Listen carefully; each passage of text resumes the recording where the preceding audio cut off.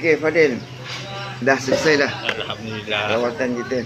Di mana yang saya janjikan tadi kan, kesembuhan persen 99%. Jadi tahap kelegaan dan persen yang saya bagi tahu tadi tu, peratus kesembuhan dan kelegaan yang awak rasa. Takat ni apa kelegaan tu? Rasa berapa peratus kelegaan yang awak dapat? Alhamdulillah, ada macam badan pun dah okey lah. Dah kurang sikit lah. Tadi mula memang ada rasa sakit lah, sakit sangat kan. Nampak nak pusing badan pun tak boleh. Lepas membekam tu, lepas tu Alhamdulillah dah badan pun dah rasa sedap lah.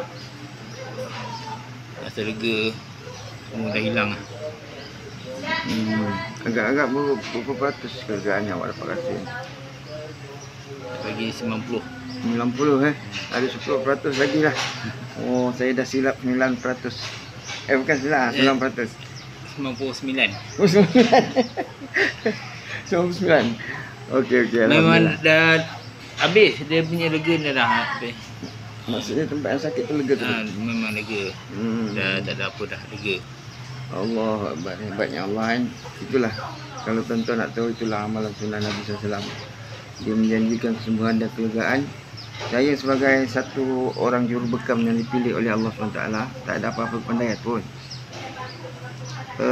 Bila kita amal sunnah Nabi dan yakin dengan cara Nabi Muhammad SAW, cara rawatan Nabi Muhammad SAW ni, maksud dengan cara rawatan Islam ni, kesembuhan tu Allah bagi secara terus.